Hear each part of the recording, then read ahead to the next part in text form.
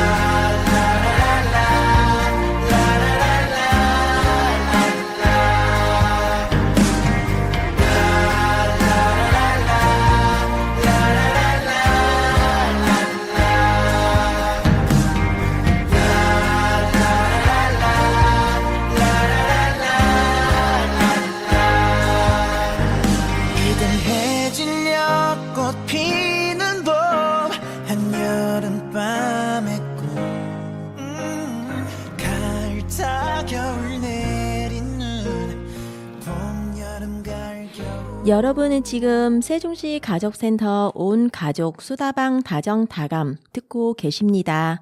저희 방송은 매주 금요일 오전 11시에서 12시까지 1시간 동안 정규 방송으로 만나실 수 있고요. 주중에 재방송도 되고 있습니다. 우리 이주민 여성들의 사연과 신청곡 위주로 전해드리고 있는데요. 오늘은 이주민 여성들의 가족 문제에 관해서 이야기를 나눠보려고 합니다. 다정다감 초대석 세종시 가족센터에서 근무하시는 가족상담사 고정순 선생님 만나볼게요. 안녕하세요, 선생님. 자기소개 부탁드릴게요. 네, 안녕하세요. 저는 세종시 가족센터에서 가족상담사로 근무하고 있는 고정순입니다. 오늘 만나뵙게 돼서 너무 반갑습니다. 네, 반갑습니다. 먼저 가족 상담이라는 명칭이 궁금한데요. 가족 상담이 뭔지 설명해 주실 수 있으실까요? 네, 가족 상담이란 가족 관계에 초점을 두는 상담을 의미합니다. 우리가 가족 내에서 발생할 수 있는 모든 것, 예를 들어서 자녀 양육이나 결혼, 가계, 소비, 주거 문제, 또 시간 관리와 관련된 사항에서 의사소통이나 성격 차이 등의 문제를 해결해 가도록 돕는 상담이라고 보시면 되겠네요. 아, 네. 그럼 가족에 대한 거의 모든 문제를 상담하는 게 바로 가족 상담이다. 이렇게 이해하면 되겠군요. 네, 가족 상담 내용이 참 다양할 것 같은데요. 우리 세종시에서는 주로 어떤 어려움을 가진 분들이 찾아가시나요? 네, 세종시는 젊은 도시라고 할 만큼 젊은 부부들이 많아요. 그래서 양육에 대한 고민이 상당 부분 차지하고 있고요. 요즘 TV에 나오는 오은영 박사님 덕분에 이해도는 높아지고 있는데 그럼에도 양육은 사실 늘 어려움이 있잖아요. 그리고 부부관계에서 느끼는 갈등으로 참여하는 분들도 많다고 볼 수 있습니다. 네, 사실 거의 모든 가정에는 각자 그 가정만의 문제가 있는 것 같습니다. 이렇게 가정에 어떤 문제가 생겼을 때 모두 가족이 다 함께 상담을 받으려면 좋겠지만 상황에 따라서 그렇게 못할 때도 있고 그럴 때 어떻게 상담이 이루어지고 있나요? 네, 말씀하신 것처럼 온 가족이 함께 참여하면 가장 좋겠죠. 그런 경우에 이제 가족 안에서 일어나는 많은 이야기를 확인할 수 있는데 모두 참여하기 어려운 경우가 많습니다. 그럴 때는 개인만 참여해서 진행하기도 하고요. 가능할 때는 다른 구성원이 함께 상담을 받기도 합니다. 예를 들어서 부부 상담의 경우에는 부부가 같이 할 때도 있고 각각 참여할 때도 있습니다. 네, 문제점은 알고 있지만 이게 꼭 상담까지 받아야 할 문제인지 고민하시는 분들도 계신 거고요. 또 상담센터에 문을 두드리기가 망설여지는 분들도 많으실 것 같은데요. 일단 상담은 하러 왔다는 것 자체가 문제를 해결하기 위해서 큰 용기를 낸 건데요. 어떤 상담 사례들이 있는지 더 자세한 얘기를 음악 듣고 나서 만나보겠습니다. 네, 김필의 다시 사랑한다면 이문세 소녀 두 곡 듣겠습니다.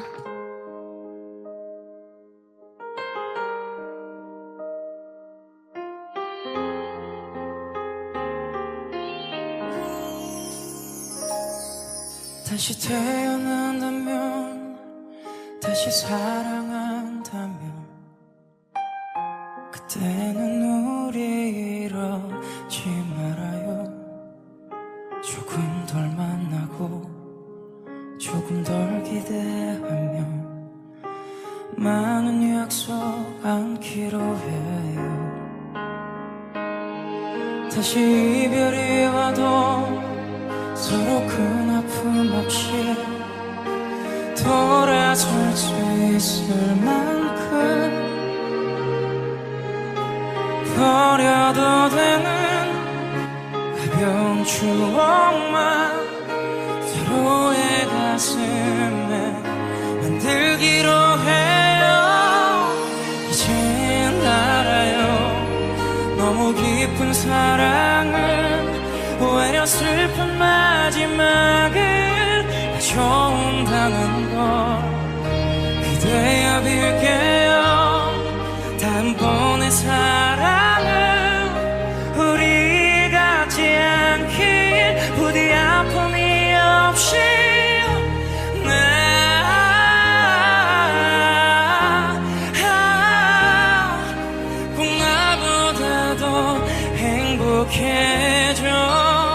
있어야만 해.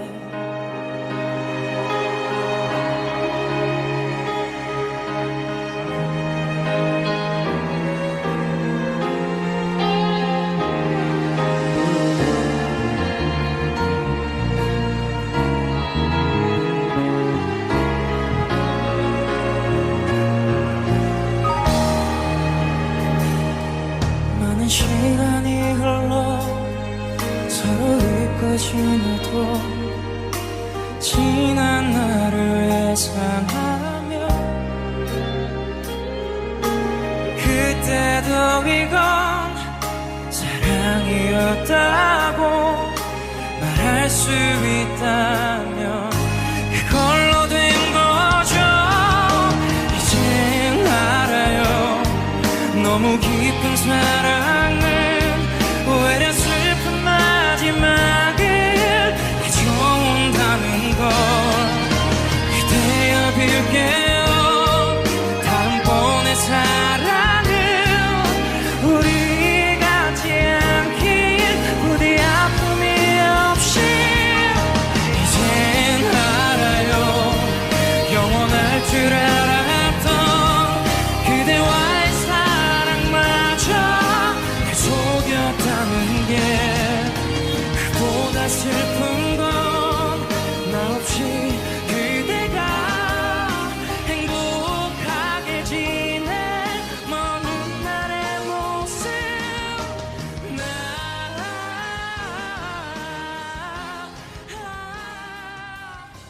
맘.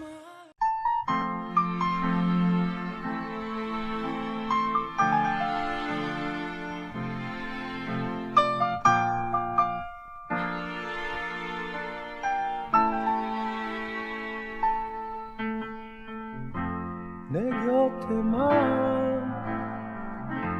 머물러요. 떠나면 안 돼요. 그리움 두고 머나먼 길 그대 무지개를 찾아올 순 없어요. 노을 진 창가에 앉아 멀리 떠가는 구름을 보며 찾고 싶은 옛 생각들 하늘에 그려요.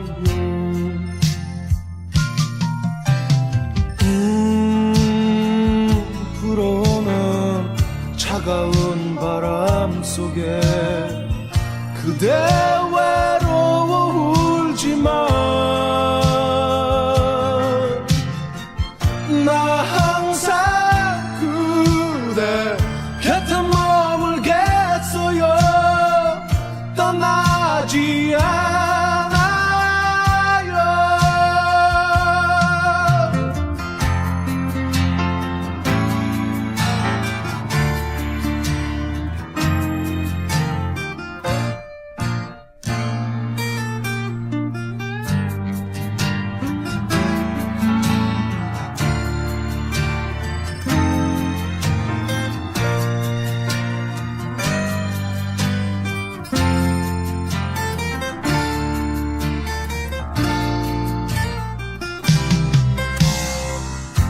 노을 진 창가에 앉아 멀리 떠가는 구름을 보며 찾고 싶은 옛 생각들 하늘에 그려요.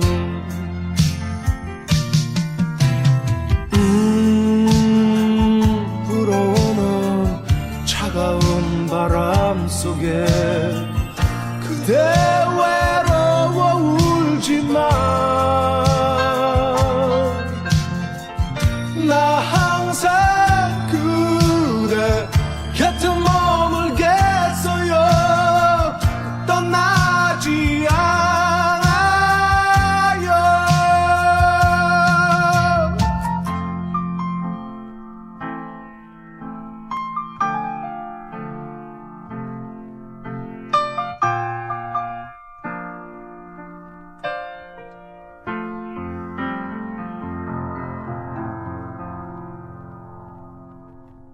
노래 듣고 왔습니다.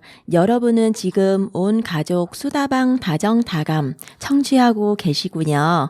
오늘 다정다감 초대석에서는 세종시 가족센터에서 근무하시는 가족 상담사 고정순 선생님과 얘기 나누고 있습니다. 이제부터는 좀 더 구체적인 상담 사례를 만나보려고 하는데요. 먼저 이런 내용은 문의해 주신 분이 계시네요. 저는 한국에서 자녀를 양육하면서 문화적인 차이로 제일 큰 스트레스를 받고 있어요. 제가 살았던 중국에서는 최소 자녀 1명의 엄마와 할머니가 기본으로 함께 육아합니다. 저는 아이가 2명인데요. 한국에서는 저 혼자 아이를 돌봤습니다. 흔히들 말하는 독박 육아로 아주 힘들었습니다. 시어머니께 도움은 요청하고 싶었지만 그러지 못했어요. 지금은 아이들 모두 잘 컸지만 자녀 양육은 오롯이 엄마만의 몫인 건지 꼭 도와달라고 말을 해야만 도와주는 일인지 저는 아직도 너무 궁금합니다. 네, 문화 차이는 2가지가 있을 수 있는데요. 첫 번째는 가족의 문화 차이입니다. 가족의 문화 차이는 말 그대로 시댁과 친정의 두 문화 차이가 있겠죠. 그리고 두 번째는 한국이라는 문화와 중국의 문화 이렇게 차이가 있겠죠. 그 큰 2개의 테두리에 봤을 때 다문화는 그들 모두가 다 힘들 수 있어요. 비교적 한국 안에서의 엄마들은 가족 간의 차이는 있겠지만 국가 간의 차이는 없어서 스트레스는 절반이겠죠. 그렇다면 다문화 가정은 육아 스트레스가 2배가 될 수도 있을 것 같습니다. 그런데 다문화 가정 같은 경우에 중국 문화와 한국 문화는 다르기 때문에 국가적으로 봤을 때는 양육 차이가 분명히 존재할 겁니다. 하지만 사연 주신 분이 시어머니한테 도움을 요청하고 싶었지만 그러지 못했다는 것은 국가적인 문제라기보다는 시어머니에게 아이를 부탁드린다는 말을 안 했기 때문에 시어머니가 모를 수 있지 않나 하는 생각도 드네요. 물론 한국에서는 시어머니보다는 친정어머니가 주로 육아를 많이 도와주시지만 때에 따라서는 시어머니가 나서서 도와주시는 경우도 많습니다. 그래서 오히려 시어머니에게 도와줄 수 있는지 정확하게 물어봤다면 충분히 시어머니가 도와주실 수 있었지 않을까. 그래서 시어머니에게 물어봤으면 좋았지 않았나 하는 마음이 듭니다. 한국과 중국의 자녀 양육에 대한 국가적 차이는 분명히 있을 수 있습니다. 그런 차이점을 이해하고 혹시 비슷한 경우가 발생하게 된다면 적극적으로 도움을 요청하셨으면 좋겠습니다. 다행히 사연 주신 분께서는 이제 아이들이 다 컸다고 하시니 그동안 독박 육아를 하느라 고생이 얼마나 많으셨을지 그래서 저는 이분께 참 애 많이 쓰셨다고 다독다독 해드리고 싶네요. 네, 한국에서도 어떤 집은 시어머니나 친정어머니께서 육아를 도와주는 집도 있고 집집마다 다양하더라고요. 이런 점이 중국과 다르겠지만 필요할 땐 꼭 도움은 요청하자라고 말씀해 주셨고요. 계속해서 상담 내용 만나보겠습니다. 이번에 아이와의 대화 방법은 관한 내용인데요.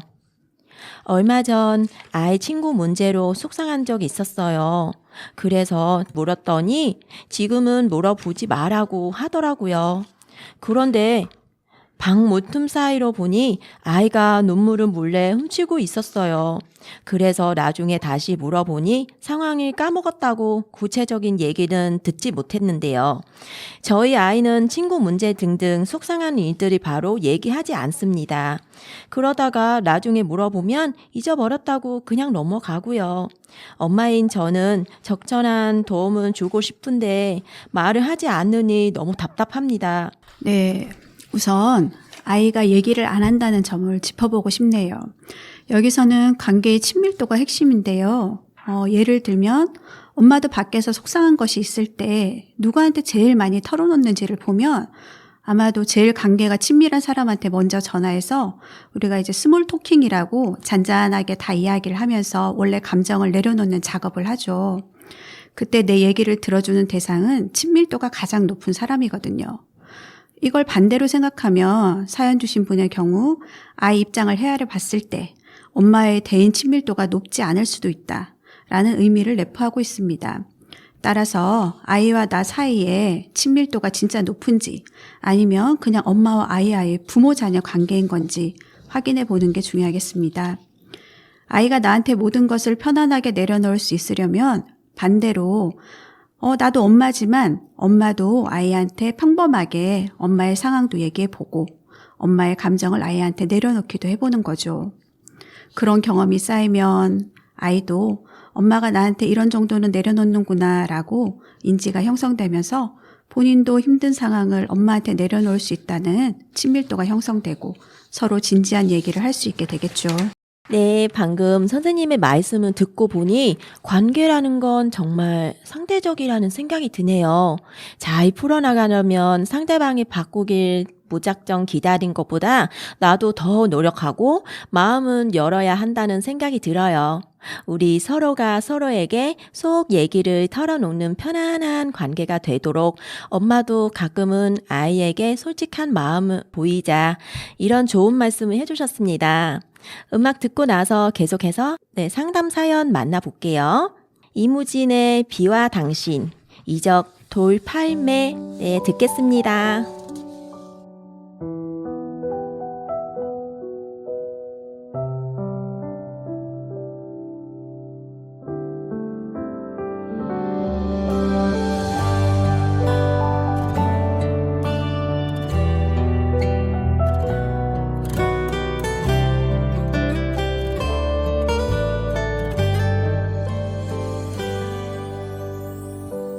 이젠 당신이 그립지 않죠. 보고 싶은 마음도 없죠. 사랑한 것도 잊혀가네요. 조용하게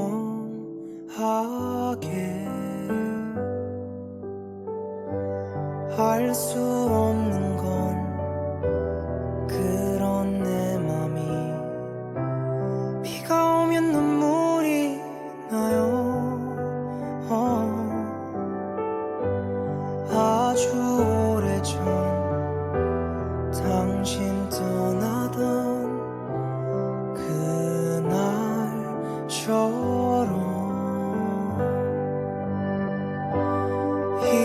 이제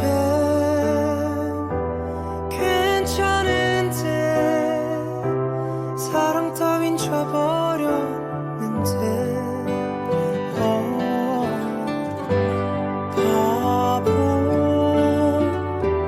같은 난 눈물이 날까.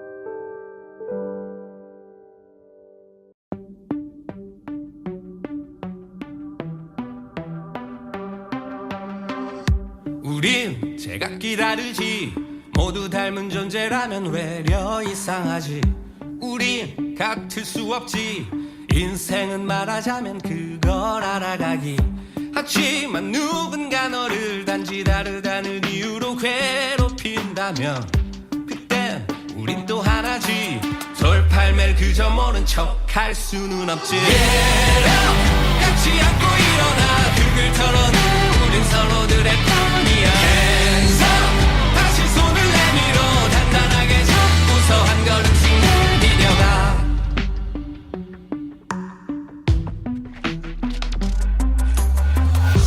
우린 완전히 남이지 서로의 전부를 이해할 수는 없지 우린 때론 적이지 한 곳을 향해 가며 겨룰 때도 있지 하지만 누군가 너를 단지 다르다는 이유로 지우려 한다면 그땐 우린 또 하나지 돌팔매를 그저 모른 척 할 수는 없지 Get up! 같이 안고 일어나 그걸 털어내 우린 서로들의 편이야 Hands up! 다시 손을 내밀어 단단하게 잡고서 한 걸음씩 내밀려가 Get up! 같이 안고 일어나 그걸 털어내 우린 서로들의 편이야 Hands up! 다시 손을 내밀어 단단하게 잡고서 한 걸음씩 내밀려가 내가 널 어떻게나 믿어 그들과는 달라 너도 나와 다른 칼라 갈았었잖아 날 향한 칼날 달콤한 말로 내 눈을 막고 한 손은 악수를 다른 한 손은 그들과 박수를 지치 내가 어찌하라 그 손 집어치워 무슨 말을 한들 넌 듣고 싶은 대로 듣잖아 믿고 싶은 대로만 믿잖아 진실은 내 진심은 그게 진짜든 아니 가짜든 그게 모든 관심 없잖아 이미 답을 정해놨잖아 Get up! 같이 안고 일어나 그걸 털어내 우린 서로들의 편 Get up! 같이 안고 일어나 그걸 털어내 우린 서로들의 편이야 Hands up! 다시 손을 내밀어 단단하게 잡고서 한 걸음씩 내밀려가 Get up! 같이 안고 일어나 그걸 털어내 우린 서로들의 편이야 Hands up! 다시 손을 내밀어 단단하게 잡고서 한 걸음씩 내밀려가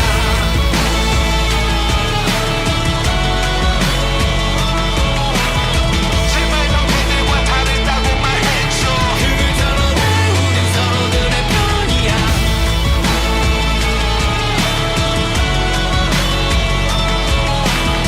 상처로 뒤덮인 내 손 다시 잡아줘 단단하게 잡고서 한 걸음씩 내밀려가 음악 듣고 오셨습니다. 이무진 비와 당신, 이적 돌팔매. 네, 이 두 곡은 고정순 선생님께서 신청해 주셨어요. 네, 이번에 정말 많은 부모님께서 고민하고 계시는 게임 중독에 관한 사연이 기다리고 있습니다.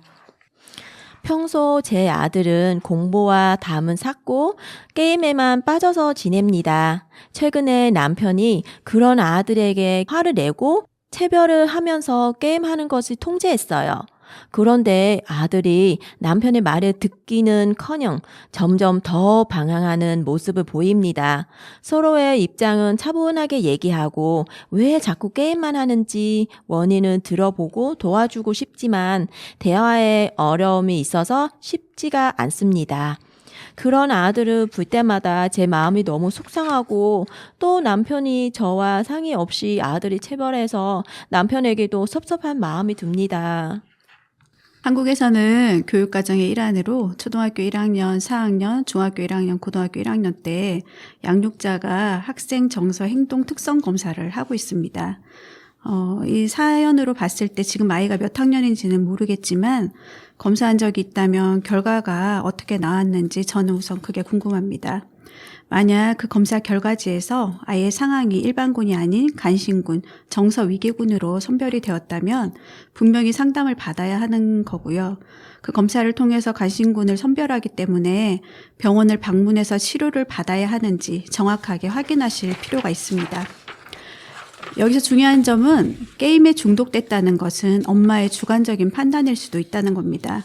따라서 정서행동 특성 검사처럼 객관적인 검사를 해서 간신군으로 구분이 된다면 질환으로 구분이 된다면 아이가 가족 생활과 같은 사회적인 부분, 수면 등의 생리적인 부분, 또 심리적인 부분이 깨졌을 때 중독이라는 말을 쓰기 때문에 약물 치료가 필요할 수 있다는 의미가 됩니다.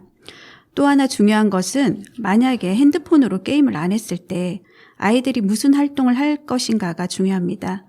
핸드폰이나 게임을 안 할 때 아이를 혼자 그냥 내버려 둔다, 혹은 뭘 할지 부모가 답이 없다라고 하면 아이는 다시 게임으로 갈 가능성이 높습니다. 그래서 게임을 하지 않을 때 아이와 부모가 무엇을 어떻게 게임에 재미있게 할 수 있는 것이 있는지가 필요합니다. 그것이 대화, 책 읽기, 그림 그리기, 운동하기 등으로 게임을 대체할 수 있다면 도움이 되겠죠. 그리고 게임을 대체할 수 있는 여러 활동을 정확하게 적어보고 실천 가능한 활동들이 늘리는 것이 아이에게 가장 좋은 방법이고, 이것은 아이와 함께하는 것이 필요합니다. 더불어 중요한 것은 체벌은 하면 안 된다는 겁니다. 체벌은 아이에게 부정적인 기억을 심어주어서 나중에 아이가 커서 친구와의 관계에 있어서도 폭력성을 보일 가능성이 커지고요. 그리고 아이가 아빠가 되거나 엄마가 됐을 때도 자녀한테 실제 그 체벌을 하는 안타까운 상황이 일어날 가능성도 커집니다. 체벌은 무조건 안 된다는 점을 남편분도 인지하셔야 할 것 같습니다. 네, 선생님의 말씀은 정리해보면 아이의 게임 중독이 의심될 때는 그 중독의 기준이 엄마의 기준일 수도 있기 때문에 객관적인 검사를 통해서 판단해야 한다라고 말씀하셨고요. 또 게임을 안 하게 될 때 대화, 여행, 책 읽기, 운동하기 등등 아이와 함께 시간을 보낼 방법은 부모가 연구해야 한다고 하셨습니다. 마지막으로 절대 체벌 금지. 자, 계속해서 상담 사연 만나보겠습니다. 정말 많은 엄마들이 늘 고민한 문제죠. 무조건 떼쓰는 아이를 어디까지 허용해야 할까요? 라고 사연을 주셨습니다. 제 아이는 이제 33개월, 3살이고 의사소통도 잘 되고 말도 잘합니다. 하지만 본인이 요구하는 것을 안 된다고 하거나 마음에 안 들면 꼭 바로 떼쓰기 시작하는데요. 어느 장소이든 떠나가라 울어서 난감했던 적이 많아요. 그럴 때면 아이를 달래기도 하고 단호하게 야단을 치기도 합니다. 항상 아이에게 좋은 말만 하고 싶지만 아이가 너무 자기 마음대로 하니 건들 수 없을 때가 많았습니다. 저도 모르게 화가 나기도 하고 아이를 어느 수준까지 야단쳐야 되는지 알고 싶습니다. 네, 제가 앞서 사례 상담을 해드리면서 체벌하면 안 되는 이유를 설명드렸는데요. 야단을 칠 때 언어 폭력 또한 신체 폭력만큼 안 된다고 다시 말씀드리고 싶습니다. 엄마가 감정적으로 반응하지 않고 아이에게 그 상황을 이해할 수 있도록 설명하는 훈육이 중요합니다. 훈육과 야단의 차이는 야단은 감정을 전달하는 거고 훈육은 설명을 전달하는 거라는 거죠. 감정을 뺀 상태에서 아이가 그 상황을 자세하게 바라볼 수 있도록 설명하는 게 훈육이고, 야단은 아이가 중심이 아니라 엄마의 감정이 중심이어서 엄마가 답답하고 짜증나는 감정을 아이에게 전달하는 게 야단인 거다라고 생각하시면 되겠습니다. 그러니 야단을 치는 게 아니라 훈육을 하는 게 우선입니다. 그리고 아이가 이제 3살인데 33개월이라고 했어요. 아이는 기억을 못합니다. 훈육하고 나서는 기억을 해야만 그 다음에 그때 엄마가 이런 얘기를 했으니까 내가 이걸 좀 바꿔야지 하겠죠. 이처럼 훈육은 무조건 기억이 완성되어야만 가능한데 인간의 기억을 담당하는 뇌 해마가 36개월이 되어야만 그때부터 기억을 하거든요. 그렇다면 이 아이는 엄마가 말을 한다고 해서 아직 그 상황, 장소, 기억 같은 것은 아예 들어가지 않는다라고 보시면 되는 거죠. 그래서 지금은 훈육이 잘 안 될 수밖에 없으니 앞으로 3개월이나 6개월 정도 흐르고 난 이후에 기억이 가능한 정도가 될 때 훈육이 들어가 줘야 합니다. 지금은 어머니께서 아이가 어느 시간대, 어느 장소에서 어떤 사람과 있을 때 때를 쓰는지를 파악할 필요가 있어요. 그것을 분석해서 아이가 불편한 장소나 상황은 피하시는 게 좋겠죠. 예를 들어 엄마는 카페를 가서 다른 엄마들과 수다를 떨고 싶지만 아이의 겨울수로 봤을 때는 카페보다는 엄마의 안정감 있는 시간과 편안한 장소에서 보내는 것이 더 중요하겠죠. 네, 이번 조언도 무척 소중합니다.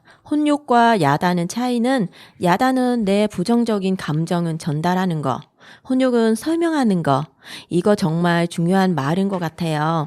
아이를 혼욕한다는 이유로 혹시 내 감정을 쏟아내는 도구로 아이를 대하는 것은 아닌지 우리가 한 번씩 생각해 봐야겠습니다. 그리고 혼욕은 두뇌에서 기억하는 부분이 자리 잡기 시작하는 36개월 이후가 효과적이라고 하는 것도 여러분도 꼭 기억해 주세요. 네, 음악 듣고 나서 오늘의 마지막 상담 사연 만나보겠습니다. 더 자두의 대화가 필요해. 소녀시대의 다시 만난 세계 함께 들어볼까요?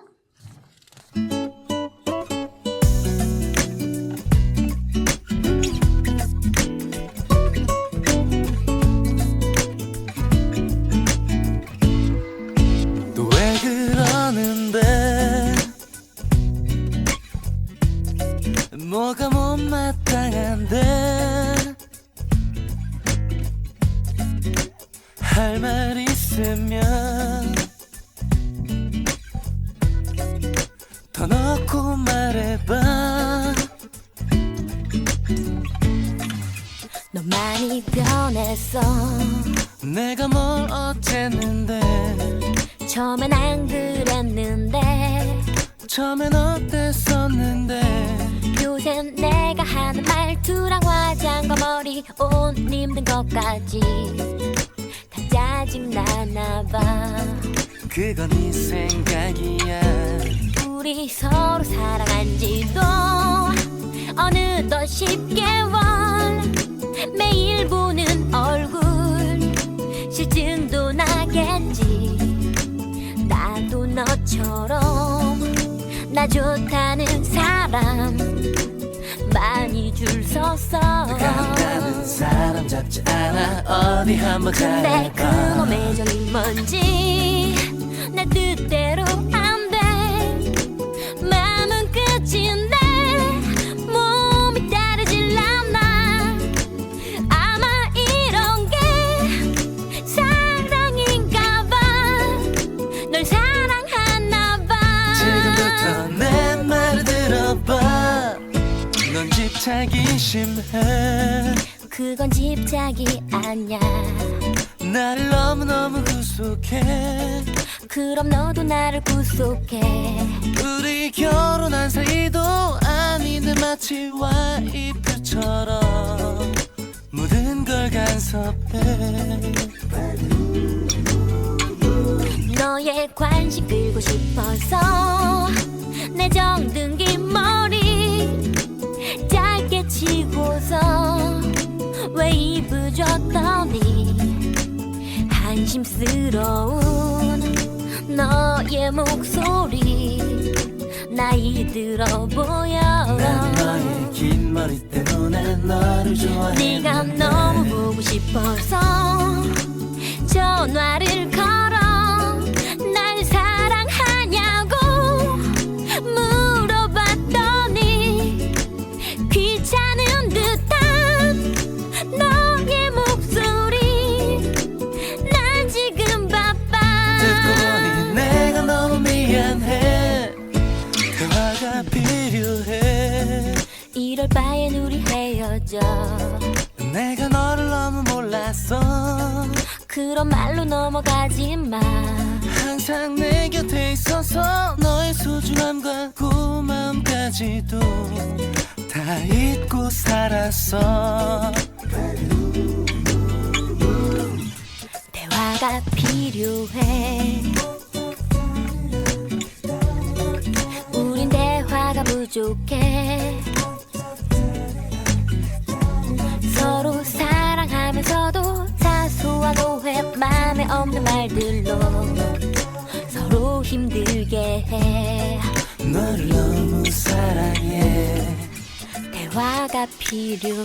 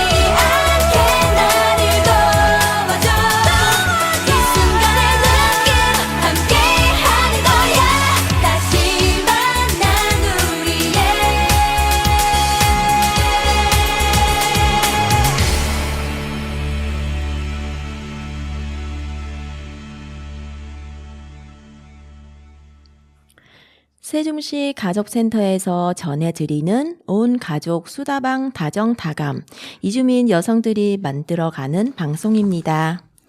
여러분의 사연, 신청곡 항상 기다리고 있으니까 가족센터를 통해서 전해주시면 이 시간에 소개해드릴 거고요.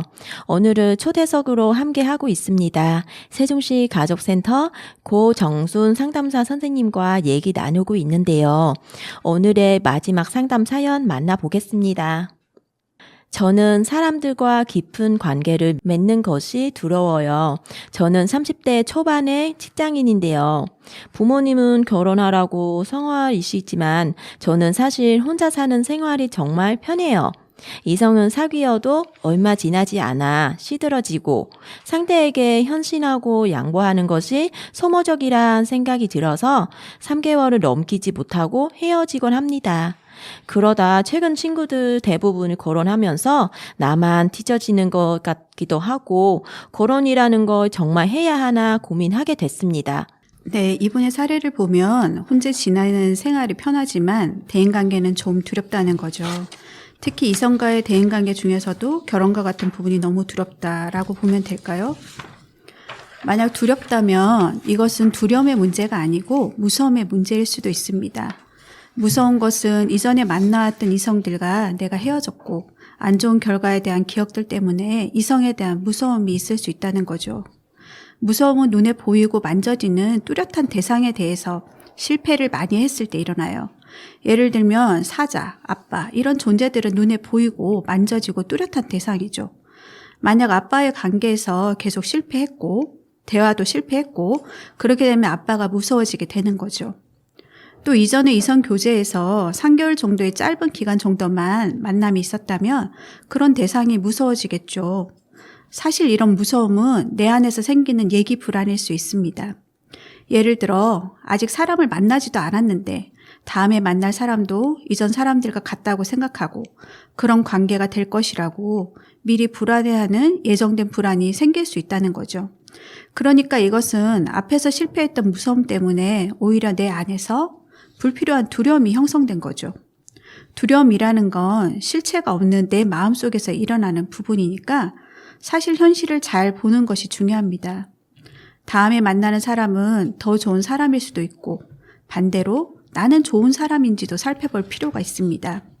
이야기들을 정리하면 내가 앞으로 만날 사람에 대해서 이전에 실패했던 사례처럼 똑같을 것이라는 얘기 불안, 앞서서 불안을 갖지 않는 것, 그리고 내가 좋은 사람을 만나고 싶은 것을 넘어서서 나 자체가 좋은 사람이 되는 것, 이런 기준을 가지고 대인관계를 하면 이성을 만나는 것에 대한 두려움이 조금은 사라지지 않을까 생각해 봅니다.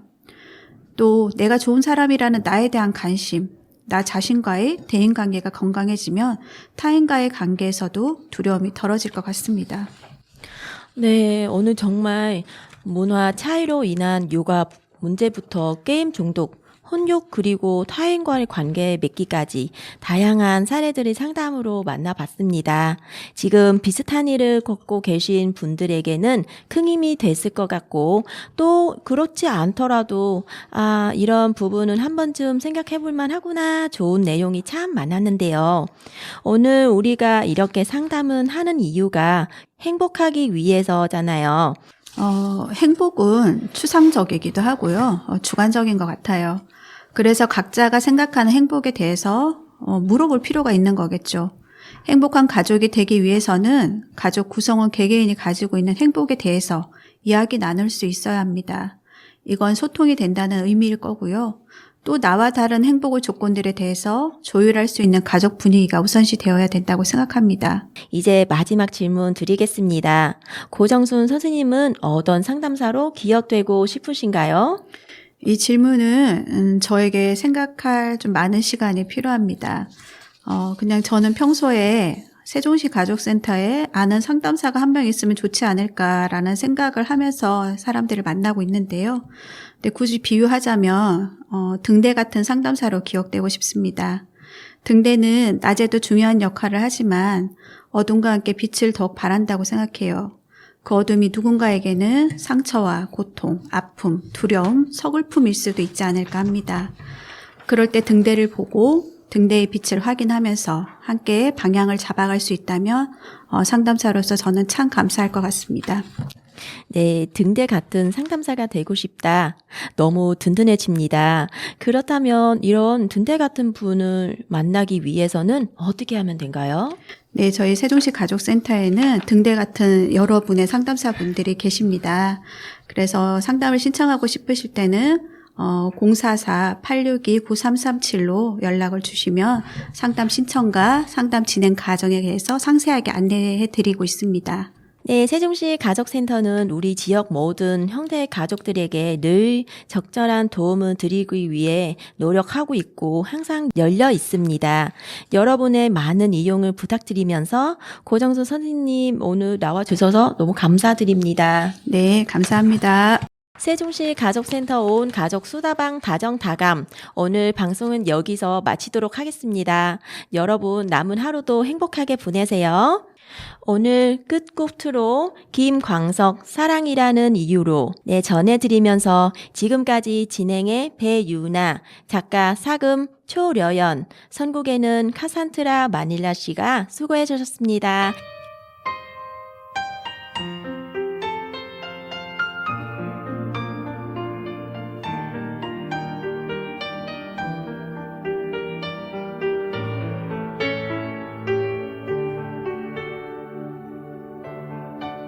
사랑이라는 이유로 하얗게 세운 많은 밤들 이젠 멀어져 기억 속으로 묻혀 함께 나누던 우리의 많은 얘긴 가슴에 남아 이젠 다시 추억의 미소만 내게 남겨주네.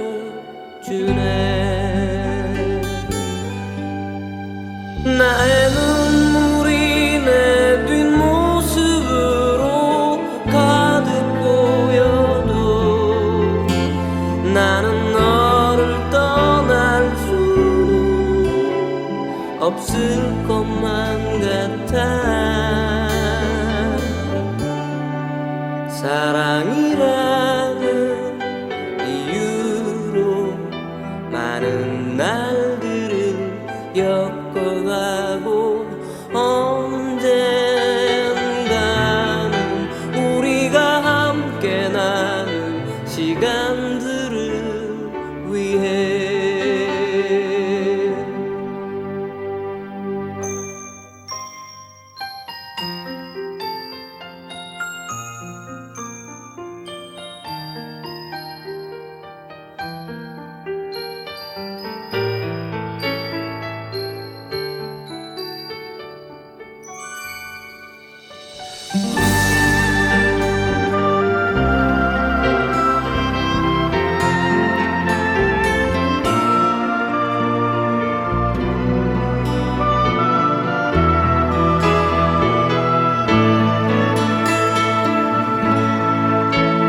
나의 눈물이 내 뒷모습으로 가득 고여도 나는 너를 떠날 수 없을 것만 같아. 사랑이라는 이유로 많은 날들을 엮어가고 언젠가는 우리가